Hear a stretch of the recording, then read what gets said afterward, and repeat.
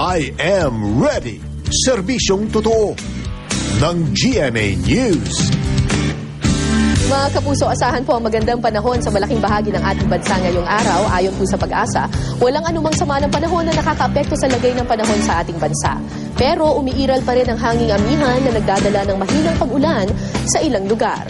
Sa datos ng Weather Central, makakaranas po ng pag-ambon ang katimugang bahagi ng bansa, partikular po sa Bicol Region. Dito naman sa Metro Manila, posibleng magkaroon ng mga pag-ambon pagsapit ng tanghali o di kaya'y mamayang gabi. Ayon sa Pag-asa, apektado rin po ng amihan ng Eastern Visayas. Base sa datos ng Weather Central, asahan po ang mas madalas na pag-ulan sa mga lugar sa bahaging iyan. Posible ring makaranas ng pag-ambon ang western section ng Visayas. Sa Mindanao, magiging maulap ang papawirin pero maliit ang tsansa ng pag-ulan. Nagtaas naman ng gale warning ang Pag-asa sa Hilaga, Silangan at Kanlurang Baybayin ng Luzon. Gayon din po sa Hilaga at Silangang Baybayin ng Visayas. Base sa datos ng Weather Central, inaasahang aabot ng lagpas 3 metro ang taas ng alon sa mga nabanggit na baybayin.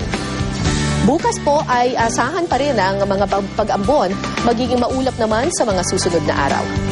Para sa karagdagang weather update, puntahan lang po ang website o Facebook page ng GMA Weather.